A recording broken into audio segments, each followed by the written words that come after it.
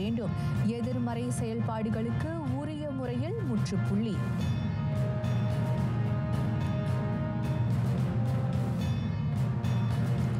அயல் நாட்டு தொழிலாளர்களுக்கு 2 விழுக்காடு ஊழியர் சேமநிதி சந்தா கட்டாயமாக்க அரசு முடிவு.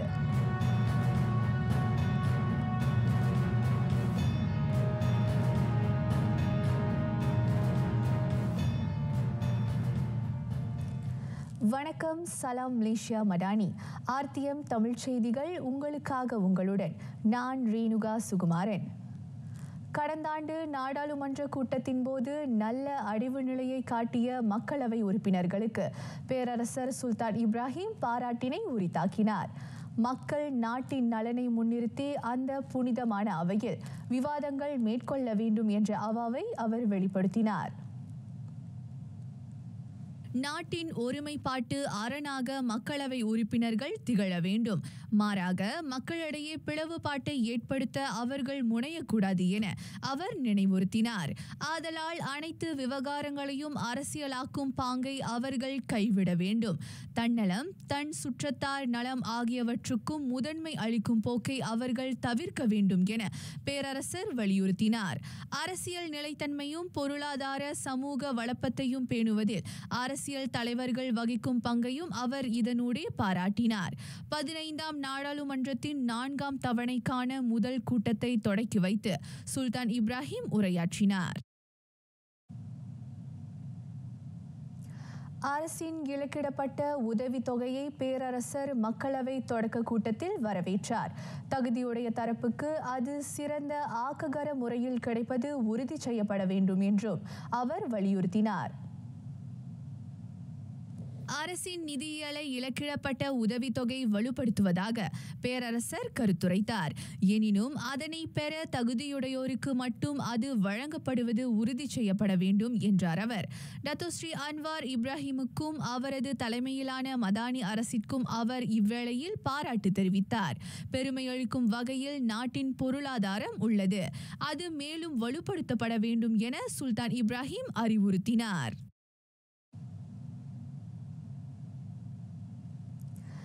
ஈராயிரத்து 25 ஆசியானுக்கு தலைமையேற்றிருக்கும் மலேசியா தலைமைத்துவ திறனை வெளிப்படுத்தவும் கூட்டமைப்பின் இலக்குகளை தீர்மானிக்கவும் முனைய வேண்டும்.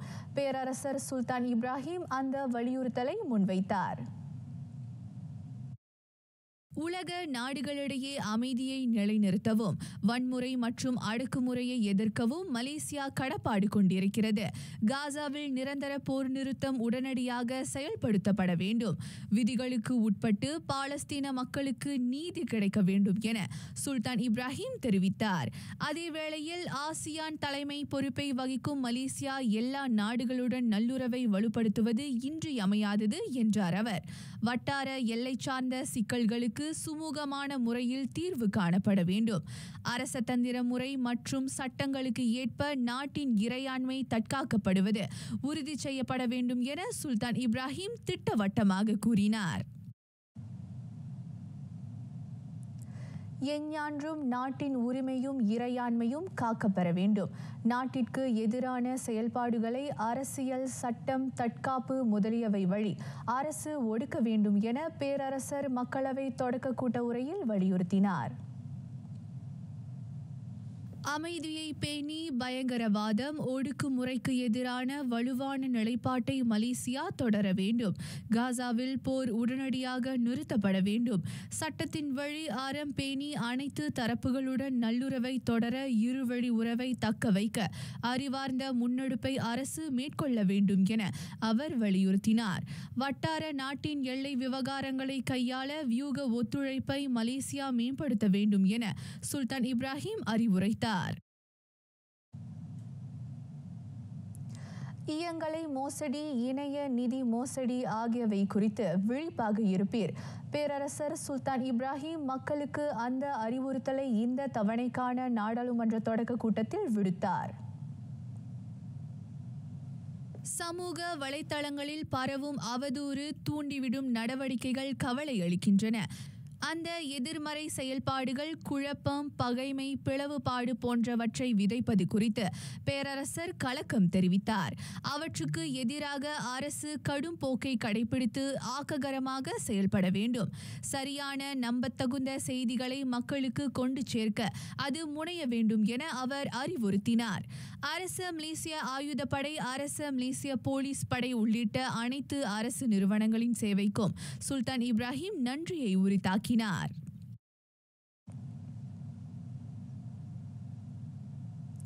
இணைய மோசடிகளின் எண்ணிக்கை நாளுக்கு நாள் அதிகரித்துக் கொண்டே வருகிறது. அதனை கையாள அரசு தொடர்ந்து ஆக்ககர அணுகுமுறையை உருவாக்கும் முனைப்பில் ஈடுபட்டுள்ளதாக தொடர்பு அமைச்சர் ஃபாமி ஃபடேல் தெரிவித்தார். இந்த சிக்கலை கையாள அரச மலேசிய போலீஸ் படை, தொடர்பு பல்லூடக ஆணையம் ஆகிய தரப்புகளின் ஒத்துழைப்போடு தொடர்புடைய சட்ட திருத்தங்கள் கடந்த நாடாளுமன்ற கூட்டத்தில் அங்கீகரிக்கப்பட்டன. இணைய குற்றங்களை குறைக்க புதிய சட்டங்களை செயல்படுத்த அவை துணைக்கோளும் என அவர் கோடி காட்டினார்.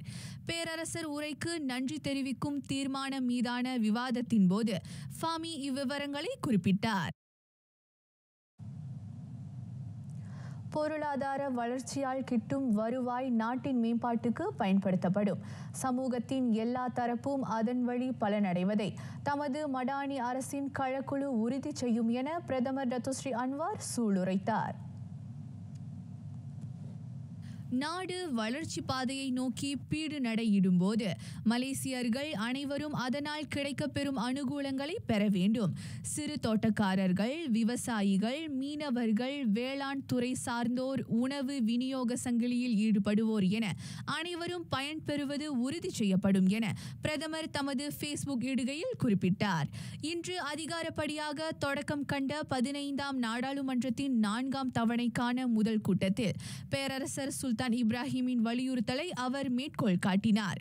நாடு கவரும் முதலீடும் அதனால் கிடைக்கப்பெறும் வருவாயும் மக்களின் நலனுக்கு பயன்படுத்தப்படும் என டத்துஸ்ரீ அன்வார் நம்பிக்கை தெரிவித்தார். நாட்டின் வளர்ச்சியை உந்தச் செய்வதில் எல்லா துறைகளும் முக்கிய அடித்தளமாக உள்ளன. எனவே வட்டாரத்தில் மலேசியாவை முக்கிய நாடாக உருவாக்க முன்வைக்கப்படும் அனைத்து பரிந்துரைகளுக்கும் அரசாங்கம் எப்போதும் செவிசாய்க்கும் என பிரதமர் உறுதியளித்தார். வளர்ச்சியடைந்த நாடாக மலேசியா உருவாகவும் நாடு பின்தங்கி விடாமல் இருக்கவும் கலந்துரையாடல்கள் நடத்த எப்போதும் தயாராக இருக்க வேண்டும். அத்துடன் அமைச்சரவை உறுப்பினர்களும் பழைய சிந்தனையில் இருந்து விடுபட்டு வெளிப்படையான போக்கை கையாள்வது அவசியம் எனவும் அவர் வலியுறுத்தினார். கல்வியாளர்களின் கருத்துக்களை புறக்கணிக்க வேண்டாம் என தொழில்துறையினரையும் டத்துஸ்ரீ அன்வார் கேட்டுக்கொண்டார். மலேசியாவில் வேலை செய்யும் அயல் நாட்டு தொழிலாளர்களுக்கு 2 விழுக்காடு ஊழியர் சேமநிதி சந்தா கட்டாயமாக்கப்பட உள்ளது.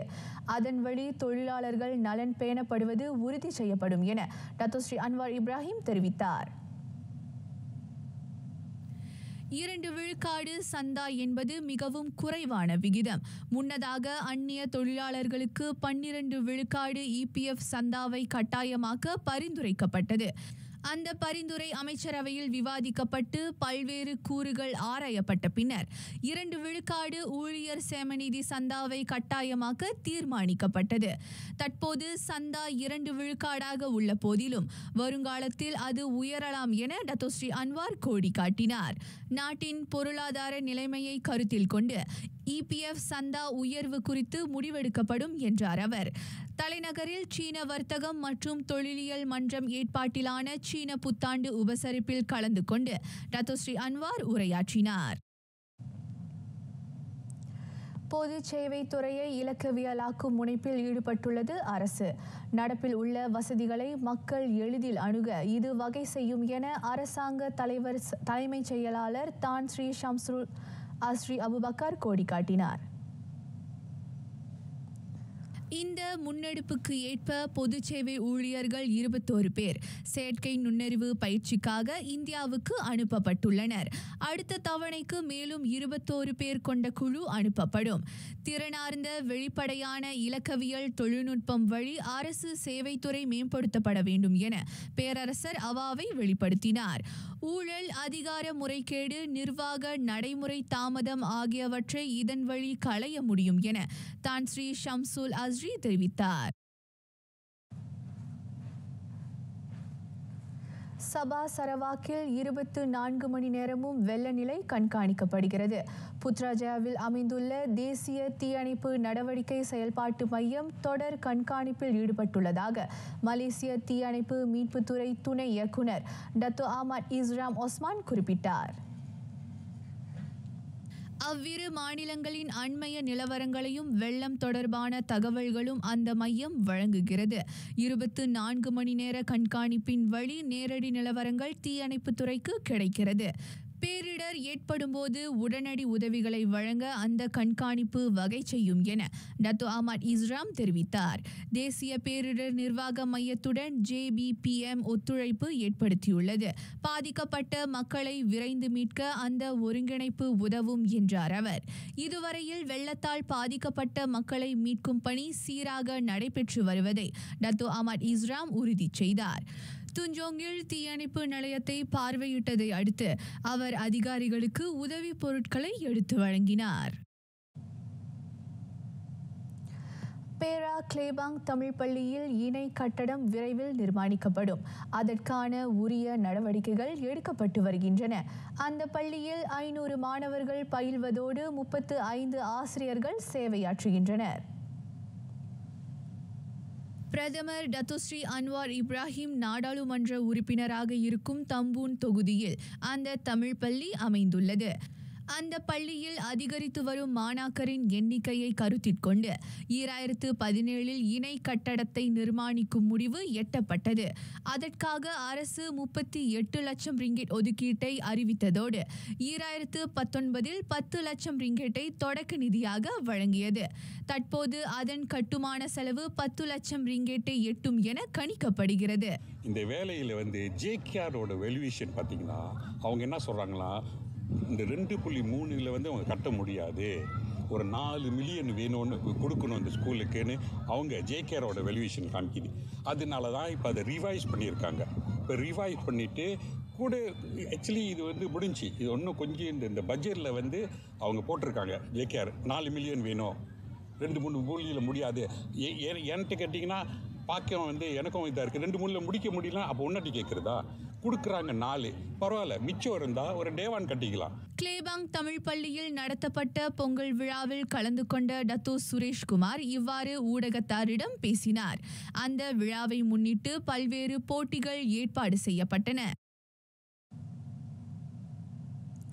குன்றில் மட்டுமல்ல, பக்தர்கள் மனதார வழிபடும் இடத்தில் எல்லாம் குடிக்கொள்வான் செந்தில்நாதன். தலைநகரின் தொன்மையான ஆலயங்களுள் ஒன்றான செந்தோல் ஸ்ரீ தண்டாயுதபாணி ஆலயத்தில் வீற்றிருக்கும் முருகப்பெருமானுக்கு 7வது ஆண்டாக இன்று திருக்குட நன்னீராட்டு விழா இனிதே நடைபெற்றது. ஆகாயம் பூமியிடை நீராவி போல் வடிவில் ஆதாரமான பெருமான், மேலாளர் கீழாளர் பேதங்கள் இல்லாத மெய்யாள வந்த பெருமான், மின்னாகி இடியாகி மழையாகி காற்றாகி விளைவாக நின்ற பெருமான், கோலாலம்பூரில் வளர்கோன் தண்டபாணி இவன். கண்ணதாசனின் வரிகள் செந்தோல் குமரனின் புகழைப்பார் ஓங்கச் செய்கின்றன. ஆலயத்தின் குடமுழுக்கை முன்னிட்டு கணபதி ஹோமம், லட்சுமி ஹோமம், கோ பூசை, கும்ப அலங்காரம், யாகசால பூசைகள் அனைத்தும் ஆகம முறைப்படி நடைபெற்றன. கோலாலம்பூர் செந்தோலில் எழுந்தருளியுள்ள சேயோனாம் தண்டாயுதபாணி ஆலயத்தின் கோபுர கலசங்களுக்கு புனித நீர் ஊற்றப்பட்டு திருக்குட நன்னீராட்டு விழா தொடக்கம் கண்டது.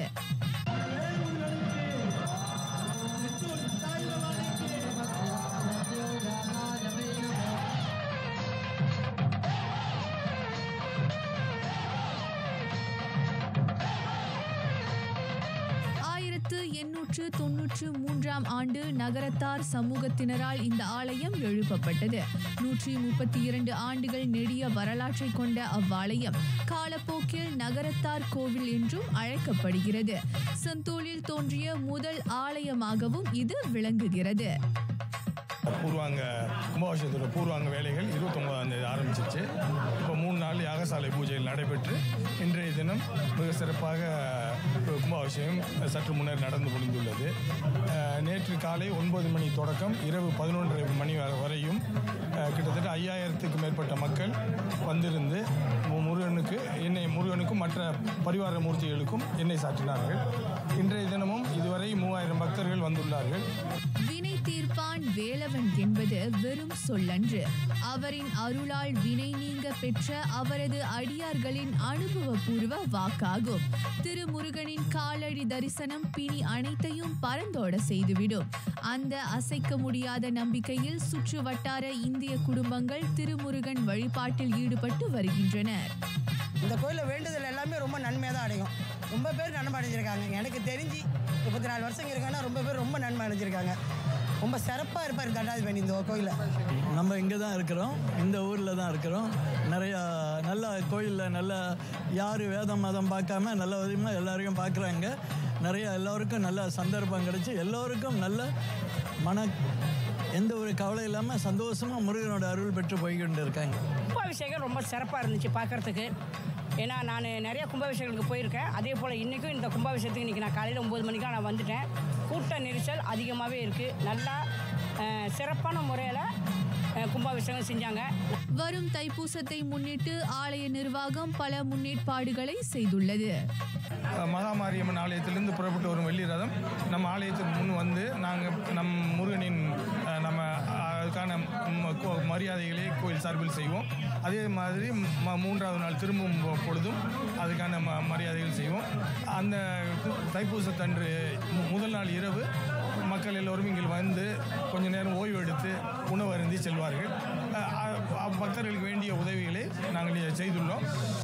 வட்டார இந்துக்கள் மத்தியில் சமய நெறிகளை விதைப்பது மட்டுமல்லாது மக்கள் நலத்திட்டங்களிலும் ஆலய நிர்வாகத்தினர் சிறப்பாக செயலாற்றி வருகின்றனர்.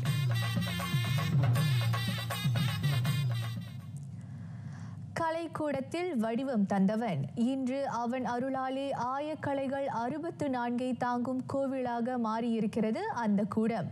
அப்படி ஒரு அதிசயத்தை நிகழ்த்திய ஸ்ரீ ஆனந்த நடராஜர் பக்தர்கள் புடைச்சூழ முதல் நன்னீராட்டு பெருவிழா கண்டார். தலுக் இந்தானில் 113 ஆண்டுகளாக குடிக்கொண்டிருக்கிறார் அந்த ஆனந்த கூத்தன்.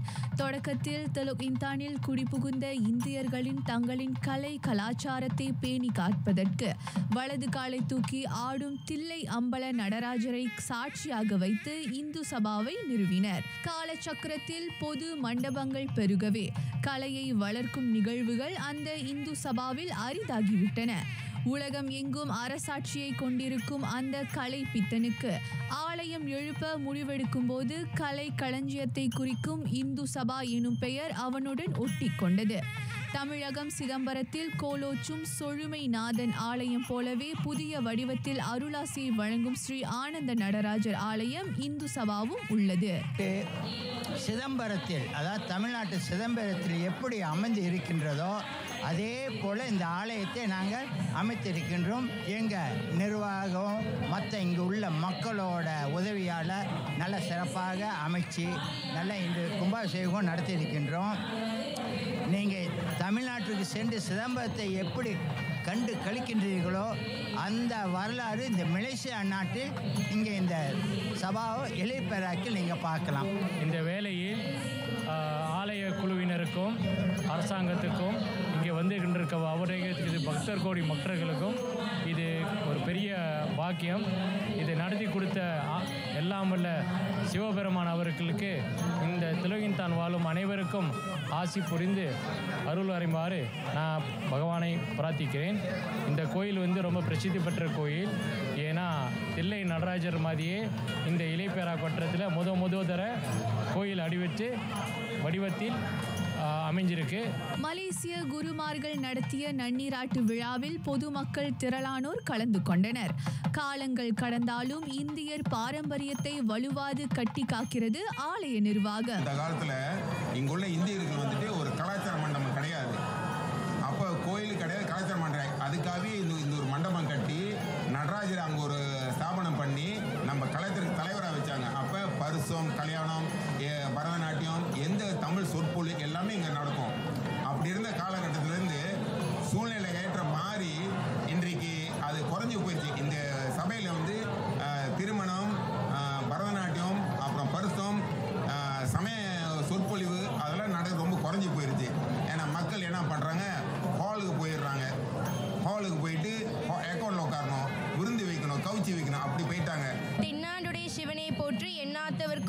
போற்றி. நான் இந்த கும்பாபிஷேகத்துக்கு கலந்ததில் ரொம்ப சந்தோஷப்படுறேன். அதுவும் என்னோட அப்பா அம்மாவோட வந்ததுக்கு ரொம்பவே சந்தோஷப்படுறேன். இந்த மாதிரிலாம் வந்தால் இன்னும் நிறையா கற்றுக்கலாம். ட்ரெடிஷ்னலாக எப்படி ஆடைகள் உடுத்துறது இந்த மாதிரி சொல்லி எல்லாமே கற்றுக்கலாம். எல்லா பக்தர்களும் தேடி வந்து இந்த ஆலயத்துக்கு சாமி கும்பிட்டு வந்து நம்மளுடைய ஸ்ரீ சிவகாம சுந்தரி அம்பிகா சமேத ஆனந்த நடராஜ சுவாமி ஆனந்த நடராஜ சுவாமி அறப்பெரும் திருப்பெருக்கார அருளும் பொருளும் தேடி வந்தன. இன்றைய நடராஜர் கும்பாபிஷேகத்துக்கு நான் தேடி வருவதற்கு மிக்க மகிழ்ச்சி.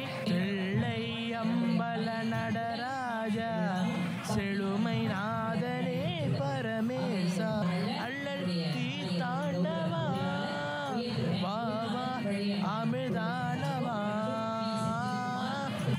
இதில் சிறப்பு விருந்தினராக பேரா மாநில ஆட்சிக்குழு உறுப்பினர் ஏ சிவனேசன் கலந்து கொண்டார்.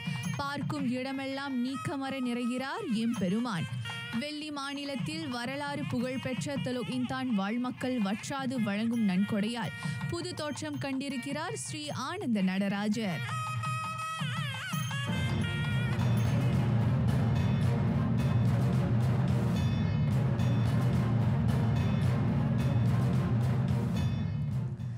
இஸ்ரேலும் ஹமாஸும் காசா சண்டை நிறுத்தம் மீதான 2ஆம் கட்ட பேச்சுகளை உடனடியாக தொடங்க வேண்டும்.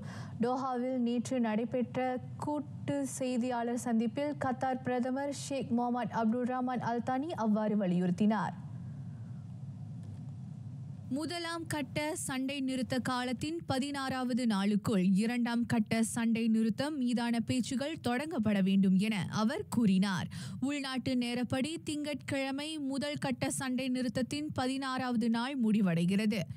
தடுத்து வைக்கப்பட்டிருக்கும் பாலஸ்தீனர்கள் அனைவரையும் விடுவிப்பது, நிரந்தர சண்டை நிறுத்தத்தை கடைபிடிப்பது, காசாவில் இருந்து இஸ்ரேலிய படைகளை முழுமையாக மீட்டுக் கொள்வது ஆகியவற்றை 2ஆம் கட்ட பேச்சுக்கள் உள்ளடக்கியிருக்கும்.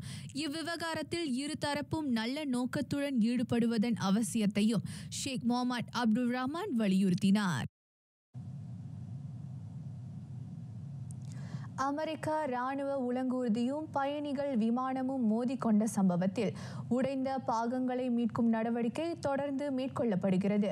இதுவரையில் பலியானவர்களில் 55 பேரின் சடலங்கள் அடையாளம் காணப்பட்டுள்ளன.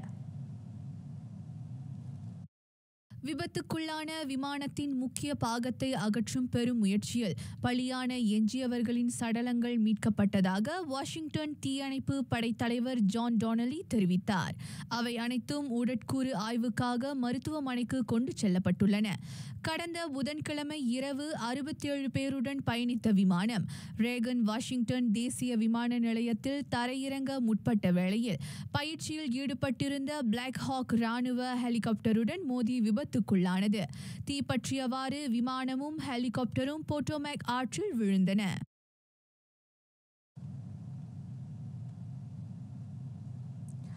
ஐரோப்பிய ஒன்றியத்தில் செயல்படுத்த தொடங்கியிருக்கும் செயற்கை நுண்ணறிவு பயன்பாட்டை ஒழுங்குபடுத்த வேண்டிய புதிய தேவை ஏற்பட்டுள்ளது. அண்மையில் அங்கீகரிக்கப்பட்ட செயற்கை நுண்ணறிவு சட்ட நடைமுறைக்கு ஏற்ப இது அவசியமாகிறது. பொது தனியார் துறைகளின் நோக்கத்துக்கான சமூக மதிப்பீட்டை தவிர சுய நினைவற்ற நிலை போன்ற மனிதர்களின் பலவீனங்களை பயன்படுத்திக் கொள்ளும் செயற்கை நுண்ணறிவு திட்ட பயன்பாட்டுக்கு அச்சட்டம் தடை விதிக்கிறது. AI உலகளவில் போட்டியிடும் ஆற்றலையும் புத்தாக்கத்தையும் அதிகரிப்பதுடன் பொருளாதார வளர்ச்சிக்கும் பேரளவில் நன்மைகளை கொண்டு வரும் என ஐரோப்பிய ஒன்றியம் நம்புகிறது. இருப்பினும் பயனீட்டாளர்கள் பாதுகாப்பு தொடர்பில் சில சிக்கல்கள் இருக்கின்றன.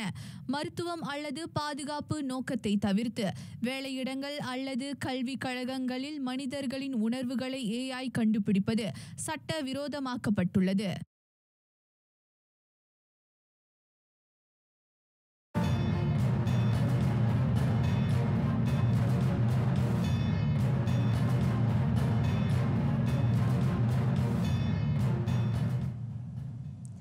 ஐந்துக்கு 1 இங்கிலீஷ் பிரீமியர் லீக்கில் அந்த கோல் எண்ணிக்கையில் ஆர்சனலிடம் படுதோல்வி கண்டது மான்செஸ்டர் சிட்டி. நடப்பு பருவத்தில் சந்தித்த மேலும் ஓர் அவமானமாக சிட்டி நிர்வாகி பெப் கார்டியோலா அந்நிலையை கருதுகிறார். சிட்டியை தனது சொந்த அரங்கில் வரவேற்ற ஆர்சனல் முதல் கோலை புகுத்துவதற்கு கூடுதல் நேரத்தை எடுத்துக்கொள்ளவில்லை.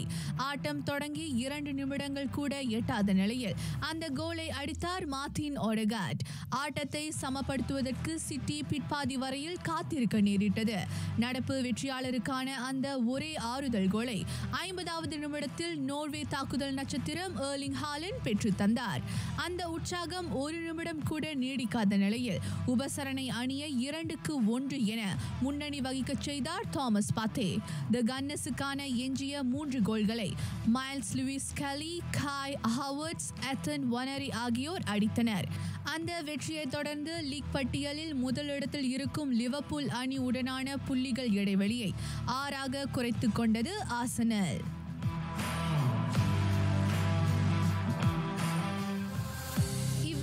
சொந்த அரங்கில் மேலும் ஒரு தோல்வியை சந்தித்தது மான்செஸ்டர் யுனைடெட். கிறிஸ்டல் பேலஸுக்கு எதிரான ஆட்டத்தில் அவ்வணி 2-0 என வீழ்ந்தது. ஜான் பிலிப் மத்தேதா ஒருவரை கிறிஸ்டல் பேலஸுக்கான கோல்களை 64 மற்றும் 89 நிமிடங்களில் புகுத்தினார். கடந்த 6 லீக் ஆட்டங்களில் யுனைடெட் அடைந்திருக்கும் 5வது தோல்வி அதுவாகும். பிரீமியர் லீக் பட்டியலில் கிறிஸ்டல் பேலஸ் 12ஆம் நிலையிலும் யுனைடெட் 13ஆம் நிலையிலும் உள்ளன. மான்செஸ்டர் யுனைடெட்டிலிருந்து மார்கஸ் ராஷ்ஃபோர்டை இரவலில் ஒப்பந்தம் செய்துள்ளது ஆஸ்டன் வில்லா. 27 வயதான ராஷ்ஃபோர்ட் நடப்பு பருவத்தை ஆஸ்டன் வில்லாவில் கழிப்பார். அமோரிம் நிர்வாகி பொறுப்பை ஏற்ற பின்னர் யுனைடெட்டில் களம் காணும் வாய்ப்பு அந்த இங்கிலாந்து தாக்குதல் நட்சத்திரத்திற்கு தொடர்ந்து மறுக்கப்பட்டு வந்தது. கடந்த ஆண்டு டிசம்பர் 12 தொடங்கி அவ்வணிக்கு விளையாட ராஷ்ஃபோர்ட் துடித்தார். ஆனால் அமோரிமிக்கு வேண்டாதவராக ஆகிவிட்டதால் அணி மாற திட்டமிட்டிருந்தார் அவர். ராஷ்ஃபோர்ட் வரவால் பிரீமியர் லீக் பட்டியலில் 8ஆம் நிலையில் இருக்கும் ஆஸ்டன் வில்லா மிளிரும் என அவ்வணி ஆதரவாளர்கள் நம்புகின்றனர். இவ்வேளையில் யுனைடெட்டுக்கான 426 முறை விளையாடியிருக்கும் அவர் 138 கோல்களை புகுத்தியுள்ளார். மேலும் அவ்வணி யூரோப்பா லீக்கில் 2 முறை FA கிண்ணம், 2 முறை லீக் கிண்ணம் ஆகியவற்றை வெல்லவும் ராஷ்ஃபோர்ட் உதவியிருந்தார். 2025 வரவு செலவு திட்டத்தில் மக்களுக்கான பல்வேறு நலத்திட்டங்கள் அறிவிக்கப்பட்டன.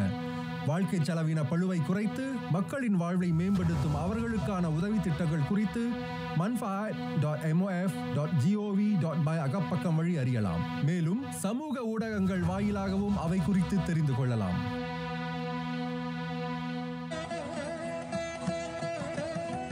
ஞான குரல் அர்ச்சனை. பண்டை பிறவி பயனான் தவத்தினால் கண்டங்குணர்வு பெறல். முந்தைய பிறவியில் செய்த பயன்தான் இந்த பிறவியில் தவம் செய்து இந்த மெய் உணர்வினை பெற்றுள்ளேன் என ஆன்ம நெறியில் திளைத்து அதன் பயனை உணர்த்துகிறார் ஔவை பெருமாட்டி.